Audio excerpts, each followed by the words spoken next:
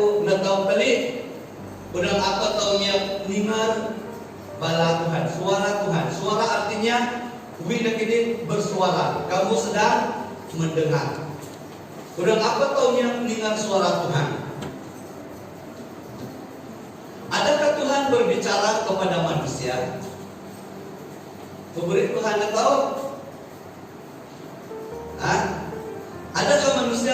Adakah Tuhan berbicara kepada manusia? Nah, saya jawab, ya, Tuhan selalu berbicara kepada manusia. Namun, ada banyak orang menggunakan hal ini untuk kepentingan pribadi. Tuhan berbicara kepada manusia, ya. Kalau Tuhan tidak berbicara kepada kita, bagaimana kita berubah? Kan? Tuhan berbicara kepada kita, ya. Namun banyak orang yang menggunakan perkara ini untuk kepentingan pribadi. Pendahuluan dulu. Contohnya, lu pula kali pengalamanku kalau membangun gembala sedang lebih 20 tahun sudah saya jadi pastor. Oh, puji Tuhan. Awal Tuhan panggil saya jadi gembala. 20 lebih tahun sudah. Mungkin 25 ada sekarang. 25 tahun saya jadi pastor. Pengalaman saya yang sering kali terjadi, orang menggunakan ini sebagai alat mereka untuk memperkuatkan statement mereka, alasan mereka untuk memperjuangkan sesuatu dalam hidup mereka.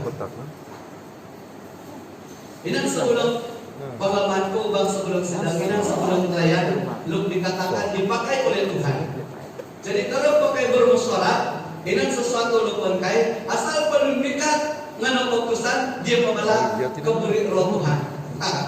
Kalau dia pembela keburi roh Tuhan, saya pun sebagai pastor tidak dapat membantah.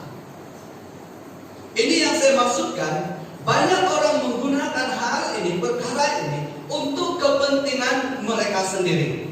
Kalau mereka mau supaya orang mengikuti, menyokong apa yang mereka lakukan, apa yang ia inginkan dalam hidupnya, sehingga emosinya campur, dia katakan Tuhan berbicara. Kalau dia katakan Tuhan berbicara kepada saya, siapapun orang itu tidak dapat membantah, karena itu adalah suara Tuhan. Betul? Mau boleh bantah suara Tuhan kan? Nah kan, ini lo pelihatku. Mula sebelum makainya mangunku sebelum kekuatan dah, pelihat dia mencapaikan sesuatu. Mungkin dia pelawat. Ini contoh. Ini juga bukan contoh yang saya bagi, ini adalah contoh yang benar-benar berlaku.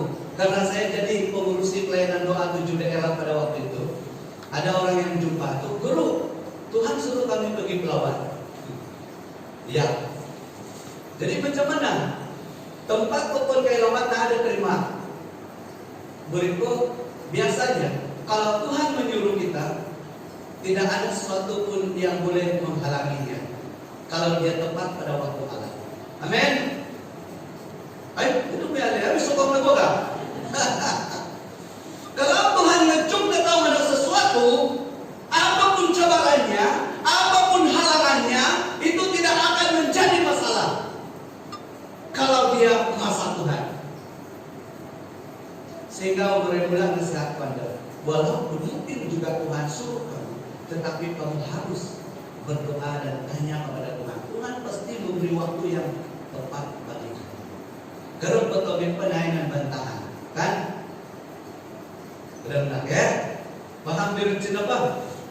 Okay. Banyak orang menggunakan perkara ini untuk kepentingan diri mereka sendiri supaya mereka diakui menjadi hero.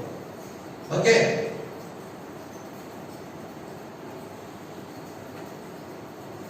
Kepada siapakah Tuhan berbicara? Pemberi dia Tuhan dia.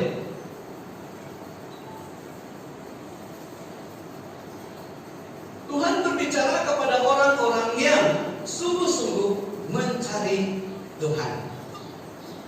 Okay. Kepada siapakah Tuhan berbicara? Tuhan berbicara kepada orang-orang yang sungguh-sungguh mencari Tuhan. Sungguh-sungguh artinya tutup, naya merot-merot, naya sambil lewat, naya hanya hanya menu Tuhan. Dia mau Tuhan mau berbicara kepada orang yang sungguh-sungguh. Jadi macam mana orang yang setengah-setengah? Juga Tuhan berbicara kepada mereka kan? Ini juga pengalaman saya. Ada orang yang masih mereka minum dan merokok, dan mereka macam-macam segala perbuatan yang tidak baik. Tapi mereka adalah persekutuan doa. Mereka adalah kelompok persekutuan doa. Tapi kata mereka Tuhan berbicara kepadanya untuk orang lain. Dan saya mau nasihat seperti ini. Mungkin ya Tuhan berbicara kepada Anda, tetapi mungkin berbicara untuk Anda supaya bertobat. Kan? Tuhan berbicara kepada orang berdosa, tetapi dengan satu tujuan supaya orang itu bertobat. Dan banyak orang menggunakan hal ini untuk mengalihkan pandangan orang lain terhadap dirinya, bahwa Tuhan berbicara untuk orang lain, sebenarnya untuk dirinya. Contoh Paulus, dia mau membunuh. Tuhan kesiladanan dan kebalanan, kan? Sehingga Paulus bertobat. Betul? Nah, Tuhan hanya berbicara kepada orang-orang yang sungguh-sungguh mencari Tuhan. Ada bukti firman Tuhan, pasti ada. Buktinya, malaikat itu berkata, doamu dan kemurahan hatimu sudah diterima oleh Allah. Ini terdapat di dalam Kisah Para Rasul 10 ayat 3 dan 4. Keluarga lu pengendong kita muyung bergantian dengan firman Tuhan itu. Anu dong Tuhan lagi oleh kebang keluarga hasilnya dibuat bahagian firman Tuhan. Saya akan bawa ini berulang-ulang. Jadi Cornelius ini berbicara tentang Cornelius, seorang yang taat dan setia kepada Allah, dan orang yang rajin berdoa. Setiap hari dia berdoa di hadapan Allah. Lalu Tuhan datang dan berbicara kepada Cornelius. Kan? Dia orang yang sungguh-sungguh mencari Tuhan dalam hidupnya. Abraham mendapat penglihatan dan mendengar Tuhan berfirman kepadanya, jangan takut Abraham. Terdapat dalam Kejadian 15 ayat 1. Nama kau Abraham, uwi ngedakanmu kepada Tuhan Abraham. Abraham juga adalah orang yang sungguh-sungguh mencari Tuhan dalam hidupnya. Jadi macam mana? Hari ini, adakah Tuhan pernah berbicara kepada Anda? Bangun mimpem, dia. Napabrik Tuhan na meron ka di ba? Ha? Kaya, anong kabalik na? Nanalati raya mo yung balik na? Ha? Dia berbicara kepada orang yang sungguh-sungguh mencari Tuhan dalam hidup.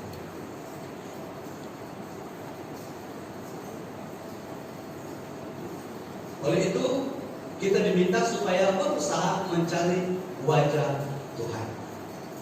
Udah ke Tuhan hanya pebala kalau menurut mentu nakap Tuhan, kementerian kinana. Wimutu na tahu ngomong kerat banyak kesud, masjid kalau player berusaha tahu apa? Nakap Tuhan bakul. Nah, nakap lu mau bang tanah ini. Lu mau bang tanah ini mabalik. Lu mau bang tanah ini seliga kamu. Nah, ini memerlukan firman Tuhan berkata, kembalilah pada Tuhan semasa masih dapat. Ini terjemahan bahasa Malaysia. Yang kedua, berserulah kepadanya semasa dia dekat. Berarti mencari Tuhan itu ada waktunya. Ingat ini. Ngimat balas ini. Nakap Tuhan ina tamantinan kinana inan karabna. Jadi inan karabna selagi ikaw mulun, selagi ikaw yakninal bala Tuhan bang anjo sini. Ini karabna. Nakap Tuhan, nadang ulun mo. Nakap Tuhan bang ulun mo. Ngaraya Tuhan bang ulun mo. Ngajapinan karabna pa. Ikaw na yakninal bala Tuhan. Ini karabna. Nah, ulun mo apa?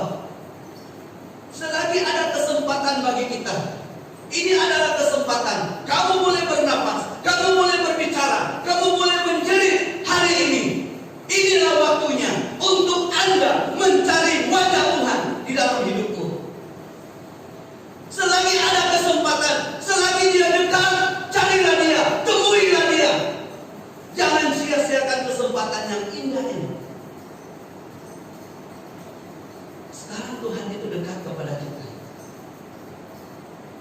Ini adalah kesempatan yang terbaik.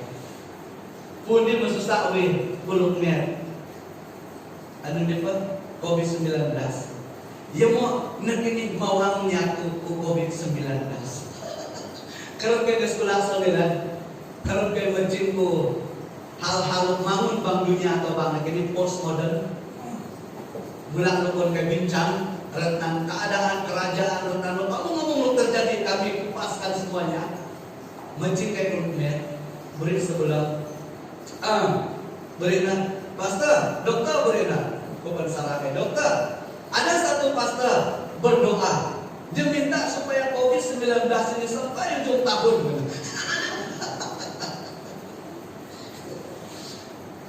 Kemudian beri dokter, saya pun tidak tanya kenapa, tapi mungkin dia mau supaya orang kebanyak datang kepada Tuhan. Doa ya kan? Apa yang lebih mesti? Benar supaya tolong kemarin. Ada kebaikan, banyak kebaikan yang telah terjadi di dalam masa ini. Kita bersekutu, berdoa sungguh-sungguh. Ada persekutuan yang baik, persekutuan yang indah di antara kita. Oh, luar biasa. Kita takut tidak cukup makan, tetapi kita berkelimpahan masa COVID-19. Amin. Gaya-gaya ambil dotaman berkenan udah ya. Kan? Jadi Tuhan itu sungguh baik bagi kita. Jadi ini adalah kesempatan yang terindah bagi kita untuk mencari wajah Tuhan, saudara-saudaraku. Karena kita tidak tahu apa yang terjadi selepas ini. Jangan main-main lagi. Jangan senyum-senyum. Nakah Tuhan betul-betul. Ini karena nah apa kalian namun seperti ini? Cari wajah Tuhan. Selagi ada masa, selagi ada kesempatan bagi kita. Ini terdapat di dalam Yesaya 5 ayat 6, 55 ayat 6. Selagi ada kesempatan bagi kita, cari wajah Tuhan. Oke. Ada 7 cara Tuhan berbicara kepada kita. Tapi hari ini saya tidak bawa banyak, karena kita akan sambung lagi di lain kesempatan. Ada 7 cara Tuhan berbicara kepada kita. 1. Melalui ayat firman Tuhan. Kalau kamu mau mendengar Tuhan berbicara kepada kamu, setiap hari bacalah firman Tuhan.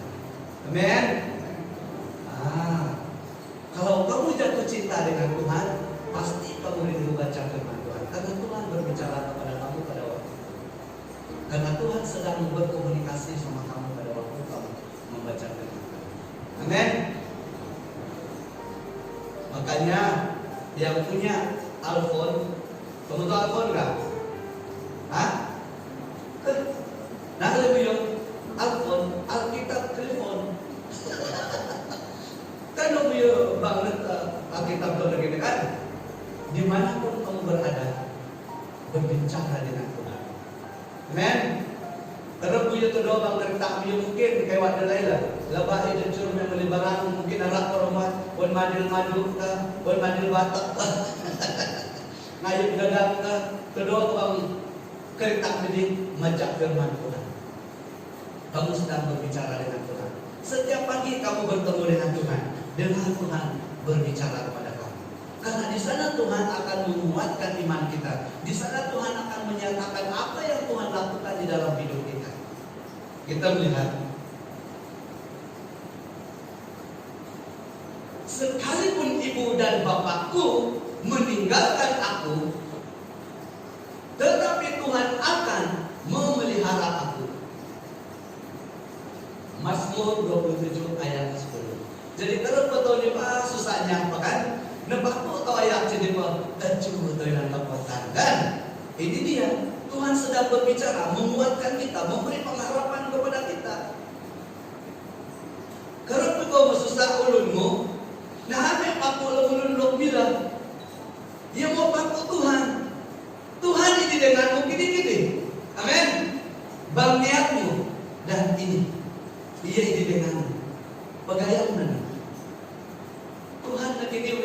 sedang berhadapan dengan masalah, apa yang aku harus lakukan? Oh, nah, belum peduli dan peduli Tuhan. Lalu Tuhan berbicara kepadamu, sekalipun ibu dan bapakku meninggalkan aku, tetapi Tuhan akan memelihara aku. Tuhan sedang berbicara kepadamu.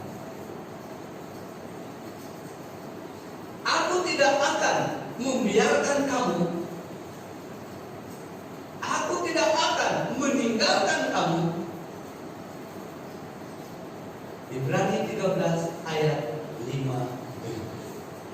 Jadi kalau foto dan dengar balalang dan lupa Tuhan pebalalang atau apa, inan kekuatan kamu. Itu yang pertama. Cara Tuhan berbicara kepada kita adalah melalui firman Tuhan. Yang kedua, melalui suara hati. Bangnya ke dalam kan, dia merasakan. Kalau tahu pian dengan sesuatu, bangun tahu ada suara yang sangat kecil di hati kita. Pernah merasakan, kamu ngomong tahu. Sebelum pada Natal pernah merasakan juga. Ini ya pebalabang niat. Melalui suara hati kita, Tuhan berbicara kepada kita. Kita melihat Efesus 3 ayat 16.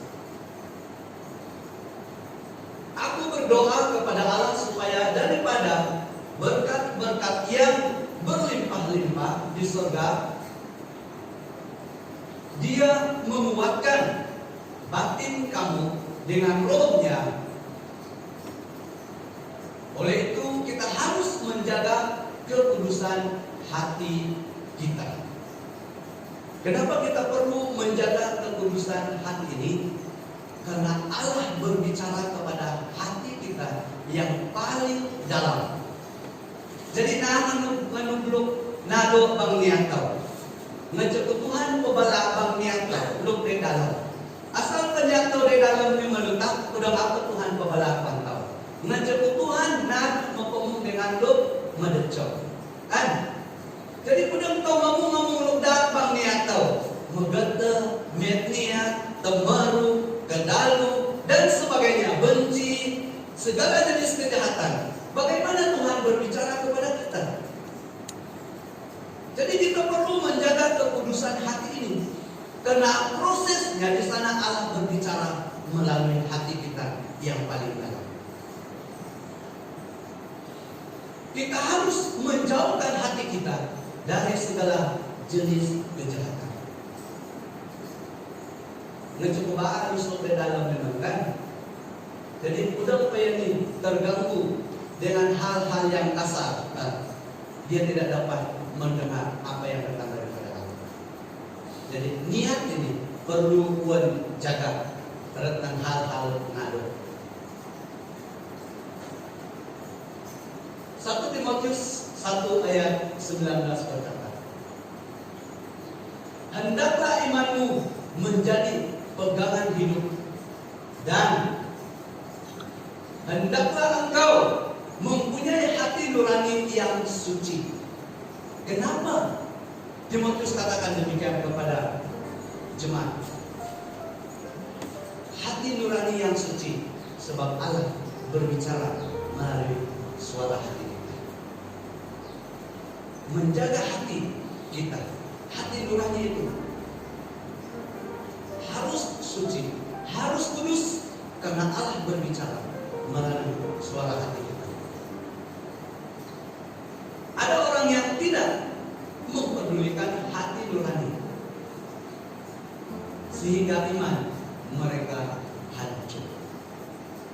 Ini adalah melulu naya peduli niat ini, hantam saja. Naya peduli mayat pinyan buruna saja ya. Ia mau akhirnya iman mereka menjadi hancur. Jika iman kita hancur, bagaimana Tuhan dapat berbicara kepada kita melalui hati nurani? Amsal 3 ayat 5. Jika kamu berbuat demikian, Allah dan manusia akan berkenan kepadamu. Jika kita menjaga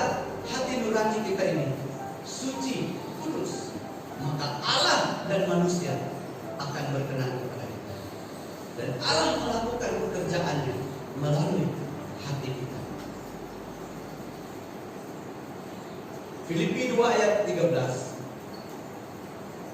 Karena Allah sentiasa bekerja di kalangan kamu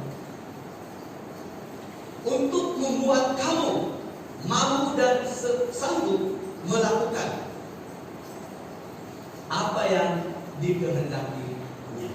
Itu sebabnya kita menjaga hati nurani kita, karena Allah mau bekerja melalui hati nurani kita. Oke? Jadi udah penyato ni naya bersih penaya melihat apa? Udah apa Allah kebala pembantu. Udah apa alamiah kebala wan guru kau. Amin. Oke, maksudnya cuna. Yang ketiga, suara audible ataupun suara yang dapat didengar. Cara Tuhan yang ketiga berbicara kepada kita audible, yaitu suara yang dapat didengar seperti mana kamu mendengar saya berbicara hari ini. Ini loh kata lu pada apa Tuhan pembalapan kau. Dalam perjanjian lama, Allah menggunakan cara ini untuk berbicara kepada para nabi dan pemimpin. Contohnya, Allah berbicara kepada Musa dalam api yang menyala di tengah semak. Keluaran 3 ayat 1 hingga 22. Karena Tuhan menawar Musa, mulut Israel rumah Mesir. Karena Tuhan nunggu di rumah Tuhan kasilagan ini arang tepat. Inan aku yung mulun tempat inan Mesir. Ya mau inan suara lu pebala terus tempat inan Tuhan Musa. Dia mendengar pernah membaca ayat ini. Ada pernah baca ayat ini? Angkat tangan. Tuh 2. Ada lagi 11 ini mudah bunyi. Tuhan pebala Musa. Terus arang tempat lu mulun aku inan. Ya mau apa inan Mesir? Tuhan pebala Musa, tanggalkan hasutmu sebab tempat itu kudus. Mulang dan pakai istilah sini kok. Ini pun salah. Mereka katakan jangan pakai kasut ke mimbar karena itu tempat kudus. Ada masa kita belajar hal ini. Musa berbicara, Tuhan berbicara kepada Musa dengan suara yang dapat didengar. Pada waktu itu Allah memanggil Musa untuk membawa umatnya keluar dari Mesir. Dalam perjanjian baru, zaman Yesus Kristus, Tuhan Yesus sendiri yang berbicara kepada manusia ataupun kepada murid-muridnya. Kalau dokatun Allah pembalaan Musa, pembalaan panduan nabi-nabi lepokan, pembalaan doa reca-reca dengan suara Tuhan yang dapat didengar. Namun mereka tidak dapat melihat tubuhnya. Hanya mereka dapat mendengar suaranya. Tetapi pada waktu zaman Tuhan Yesus, Yesus sendiri wujud dan dia berbicara kepada manusia. Amin. Nungguin rawe datang dia. Tuhan memberikan tahu Tuhan Yesus. Yesus itu Allah. Dan dia berbicara secara langsung selama 30 tahun di dalam dunia ini. Dia berbicara kepada manusia, jangan begini, jangan begini. Kasihilah sesama manusia seperti dirimu sendiri. Dia banyak beri pengajaran kepada manusia pada waktu itu. Itu zaman Tuhan Yesus waktu dia di dalam dunia ini selama 30 tahun ataupun waktu sampai dia mati 35 tahun. Rujuk kepada 4 kitab Injil. Setelah Yesus naik ke surga, oke? Tadi waktu zaman Tuhan Yesus, dia mati, bangkit daripada kematian, lalu diangkat ke surga. Setelah Yesus naik ke surga, Roh Kuduslah yang berbicara kepada manusia sampai hari ini. Dan disinilah yang menjadi banyak masalah di dalam gereja Tuhan. Betul?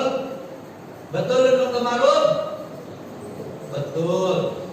Ini lo mula nak masalah apa? Kalau Roh Kudus pebala apa? Macam-macam lah yang terjadi, Pak. Hah? Ada yang katakan, oh Roh Kudus itu melayang-melayang seperti burung merpati. Kalau begitu, orang itu belum siap. Betul. Kan Roh Kudus itu sudah ada di dalam hati kamu. Kenapa lagi melayang? Dulu dia tidak dapat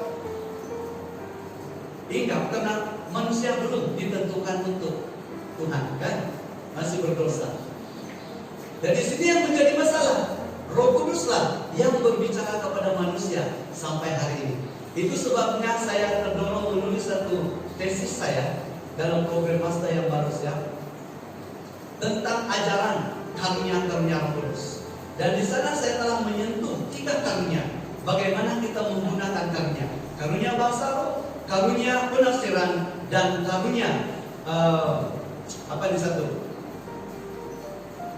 Bahasa roh, penafsiran, karunia nubuatan. 3 perkara ini yang saya bahaskan di dalam penulisan saya. Bagaimana kita menanggapi dan bagaimana kita menggunakan karunia-karunia yang Tuhan sudah berikan kepada kita. Dan banyak sekali saya berkongsi dengan para hamba Tuhan dan dengan jemaat-jemaat Tuhan. Memanglah Roh Kudus itu yang bekerja hari ini. Roh Kuduslah yang berbicara kepada kita hari ini. Yang perlu kita tahu bagaimana Roh Kudus itu berbicara kepada kita. Ini yang menjadi masalah. Gereja tidak tahu bagaimana Roh Kudus berbicara kepada mereka.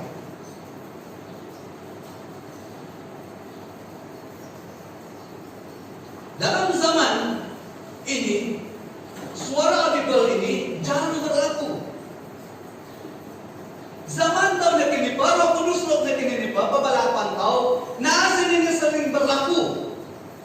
Suara yang dapat didengar itu. Itu sebabnya saya selalu bertanya kepada mereka yang katakan, saya dengar suara Tuhan. Hati-hati. Kalau kamu benar-benar mendengar suara Tuhan, saya mau tanya, bagaimana suara yang kamu dengar? Kamu boleh jawab? Kalau kamu mendengar secara mata atau secara telinga fisik kamu, hati-hati. Karena yang di luar sana banyak roh-roh yang jahat. Betul? Karena Tuhan Yesus sendiri mengatakan, kalau telinga jasmani yang mendengar suara, ini yang dikatakan saya di sini, hati-hati. Kamu mendengar saya kan? Berbicara tadi. Kalau ada suara yang ajaib yang berbicara kepada kamu hari ini, sedang kamu mendengar firman Tuhan, lalu suara itu berkata kepadamu, nah lalu berlepas dan menghadap menentu suara setan sendiri. Jadi suara yang dapat didengar pada zaman kita sekarang jarang terjadi. Kalau ada pun perlu kita menyelidiki kebenaran firman Tuhan untuk kebenarannya. Ini juga kami bahas di dalam kuliah saya minggu lepas. Dan saya senang-senang hati karena sayalah yang mengupaskan bahagian ini. Kenapa saya memberi alasan seperti itu? Karena Tuhan Yesus sendiri sudah mengatakan, hati-hati karena banyak roh-roh di luar sana. Ada alasan firman Tuhan kan? Oleh itu kita perlu berhati-hati. Sebab suara yang dapat didengar itu dari luar. Sedangkan Roh Kudus di dalam hati orang percaya. Betul kan? Yang dapat didengar itu adalah suara dari luar sana. Sepatutnya yang berbicara di dalam kita adalah Roh Kudus. Sebab Roh Kudus itulah yang diam di dalam hati Anda dan saya. Firman Tuhan berkata, tentu kamu tahu bahwa kamu tempat kediaman Allah. Karena Roh Allah tinggal di dalam kamu. Dalam terjemahan Indonesia, tidak tahukah kamu bahwa tubuh adalah bait Roh Allah? Kalau Roh Allah itu tinggal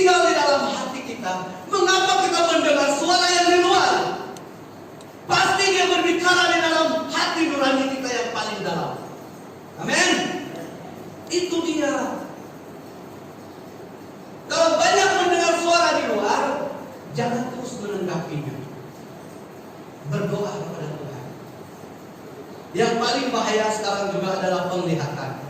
Banyak orang yang dipakai oleh Tuhan dikatakan selalu melihat hantu dan selalu melihat setan. Ini tanda tanya yang paling besar. Kalau kamu selalu melihat hantu dan selalu melihat setan, artinya masih ada hubungan yang belum terputus. Mau lihat setan lagi? Hanya orang-orang yang memiliki hubungan dengan iblis yang boleh melihat iblis.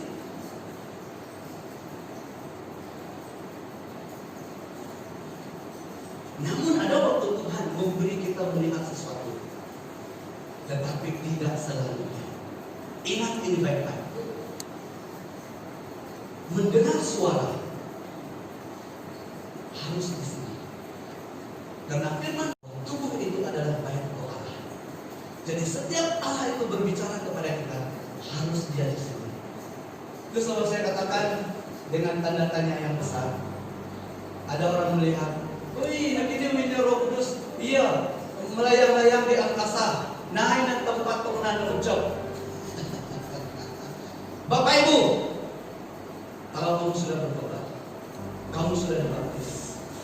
Pastor katakan, saya membaptis engkau di dalam nama Allah Bapa, Anak dan Roh Kudus. Angkat lagi. Saat itu engkau telah dimeteraikan dengan Roh. Dan itu tidak akan hilang daripada hidupmu. Walaupun engkau melakukan dosa, tetapi job itu tidak akan hilang. Amin. Macam kenapa? Ini kalau temulut bah, mungkin ini bunglit.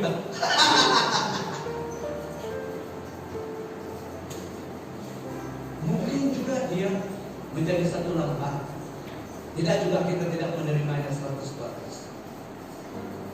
Tapi yang pasti, setelah engkau sudah dibaptis dan engkau sudah bertobat, itu sudah dipercayakan dalam hati. Dan itu tidak akan berhenti. Sekali engkau dipercaya, dan itu untuk keselamatan. Namun dipenuhi adalah setiap hari yang harus dipenuhi dengan kuasa Roh Kudus. Amin. Ini perbedaannya. Dibaptis itu hanya untuk satu kali seumur hidup. Namun dipenuhi adalah perlu setiap hari. Itu sebabnya kita selalu menyanyi, kita membaca firman Tuhan dan berdoa supaya kita dipenuhi dengan kuasa Roh Kudus. Itu dia. Karena Roh Kudus ada di dalam hidup kita, bukan di luar hati kita. Kalau di luar hati kita itu bahaya.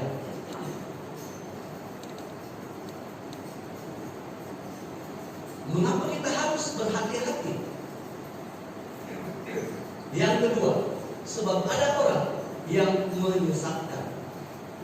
Roh yang menyesatkan. Itu sebabnya kita berhati-hati.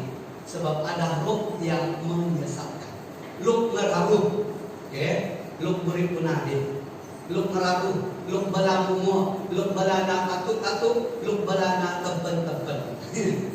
Asal emosi dan campur pak, itu lupa bahaya. Karena pengalaman karena keseluruhan damon, kelas 6, karena sembahyang anak-anak kesembahyang. Roh Tuhan mulai bekerja. Karena Roh Tuhan bekerja, memang pada awalnya baik, tapi penghujungnya lalu mereka katakan, oh, ada Tuhan Yesus itu. Udah nih, katanya. Asal ada aku, ya apa? Kayak baklalan. Oh, berani kok. Tenang dia katanya. Pusing kayak aku deh. Berikut kayak berapa? Mudah Tuhan Yesus di buku-buku. Akhirnya beri masa belum tak terangkai. Lo Tuhan makai lo badak katanya. Ini guru orang kami kok. Ini peruannya. Ya, becing lo sindirin apa ya ngarod dan nak senapa orang rame pupabo itu. Kan? Dia dikatakan roh palsu, penyesat. Itu sebabnya kita hati-hati. 1 Yohanes 4 ayat 1 berkata, sahabat-sahabat yang aku kasihi, janganlah percaya kepada semua orang yang mengaku bahwa mereka mempunyai roh Allah. Ingat, ini firman Tuhan, bukan balai guru perminas. Tetapi ujilah mereka untuk mengetahui sama ada roh yang ada pada mereka itu berasal daripada Allah atau tidak. Jadi kita perlu menguji. Cara menguji bagaimana? Kita melihat buah-buah daripada kehidupan. Ini cara menguji. Dan asalnya kayak pastor ko pedawate. Bahwa kemudian mengaku bahwa ia dipakai oleh Tuhan, kami konseling dia. Tanya dia. Bagaimana dia mendengar, bagaimana Tuhan berbicara kepadanya, dan kita akan menemukan kebenaran di melalui firman Tuhan. Perlu uji. Jangan juga kita tolak 100%, tetapi kita perlu uji.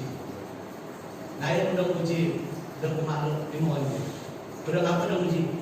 Betul kalau istri terkait Tuhan, kau menaruh pada melihatnya apa? Tidak bisa jauh kan apa? No, ano may pinyato, napi may pinyato matulog yung kahit kung ano.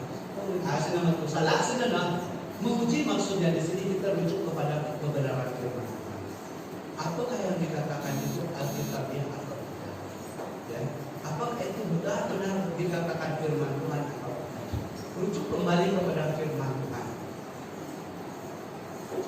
Ngajukan teman tinanong ng Tuhan Yesus bahwa perlu ko beliau keadaan di bangsa zaman ini. Ini pula gereja-gereja sangat-sangat jauh pengajaran mereka daripada Tuhan Yesus Kristus.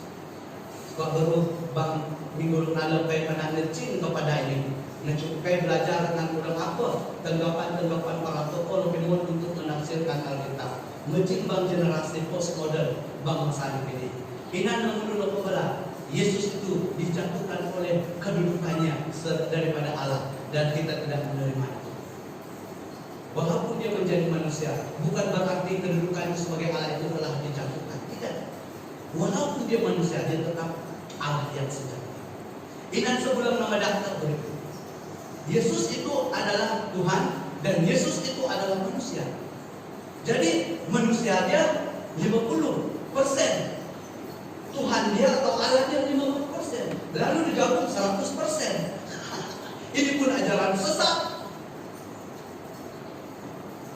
Jadi menurut firman Tuhan, dia adalah 100% Allah dan dia juga 100% manusia.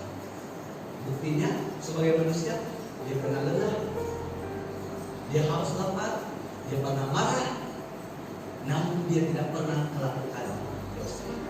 Itulah Tuhan. Jadi hati-hatilah Bapak Ibu dan saudara-saudari yang dikasih Tuhan Yesus dengan ajaran-ajaran yang ada pada hari ini. Bahwa mereka mempunyai roh Allah, tetapi ujilah yang saya baca tadi. Dan seterusnya, hendaklah kamu berbuat demikian karena banyak nabi palsu telah pergi ke serata tempat. Di seluruh dunia sudah ada nabi palsu, sudah muncul, sudah ada di tengah orang-orang benar. Baru-baru ini Wininger udah merembang Parlimen dengan sebulan wakil rakyat kepada tentang alkohol. Katanya saya adalah PhD dan saya adalah ahli daripada alkohol katanya. Dan semua agama melarang minuman keras.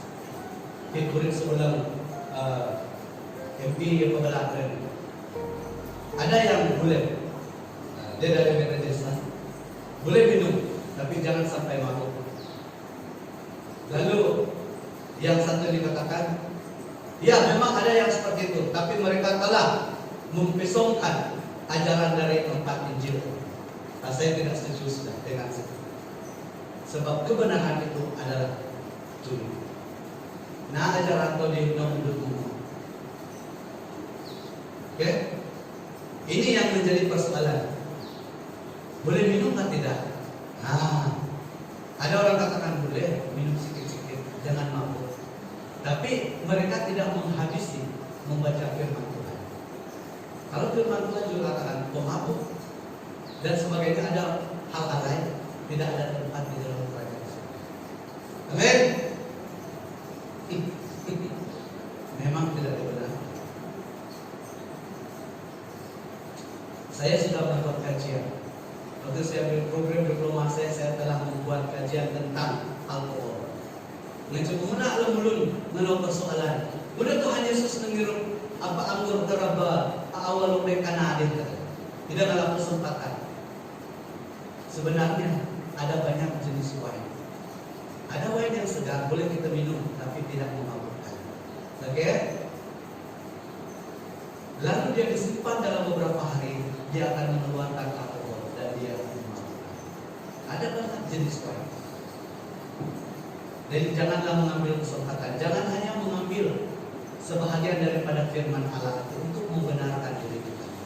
Waktu saya mengajar pemuda-pemudi dulu terusan, saya katakan begini, siapa yang setuju, ini kebaktian umum seperti ini, siapa yang setuju minum sedikit-sedikit untuk obat, angkat tangan.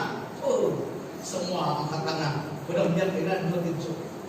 Oke, kata saya. Siapa yang tidak setuju minum sedikit pun berdosa, angkat tangan.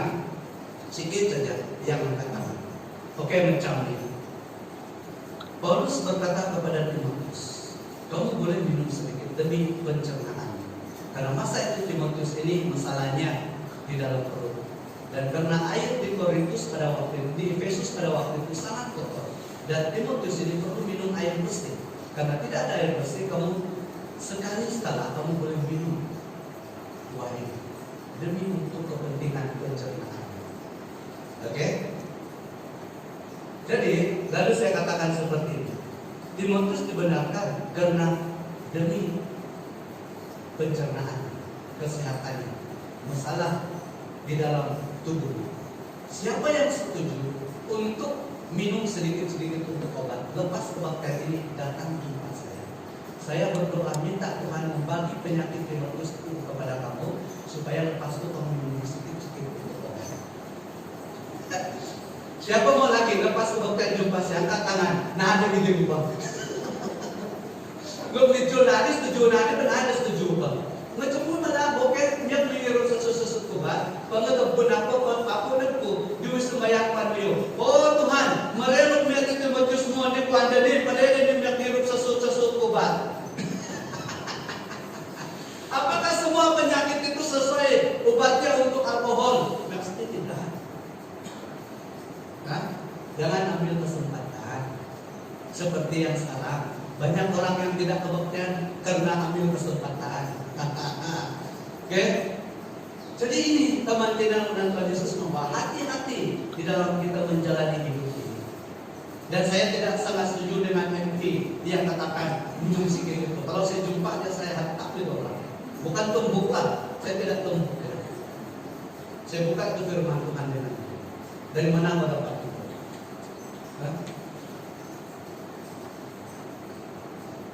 Yang sudah kita belajar hari ini, artinya ada lagi minggu depan.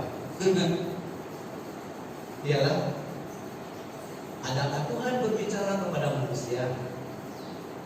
Ya, tegas itu. Kepada siapakah Tuhan berbicara? Tuhan berbicara kepada orang-orang yang mencari Tuhan dengan sungguh-sungguh. Itu kebenaran. 7 cara Tuhan berbicara kepada manusia. Melalui firman Tuhan, melalui suara hati, suara audible ataupun suara yang dapat didengar. Jadi saat pemimpin sakit, sini lapan itu, ini aku loh kepada. Ini yang jadi baru kita sambungkan. Oke, mari kita berdoa. Ubur ini rayakan kejiwaan Tuhan Yesus, mengacukudo ini awal mengpankai. Tuhan mengendangan di dalam kai, kerupkan ini karbalang. Wimanu Tuhan, roh Allah pada jumpa gayang kai. Yakob menak suruh kinan kai, ngerorong guru kai, curus ini, roh kudus jumpa gayang kai. Minta kai mulia su tempat ini dengan penuh sukacita damai sejahtera dengan Tuhan Yesus. Terima kasih yang maha pengadaan. Haleluya, pengadaan Yesus Kristus. Amin. Jadi untuk kamu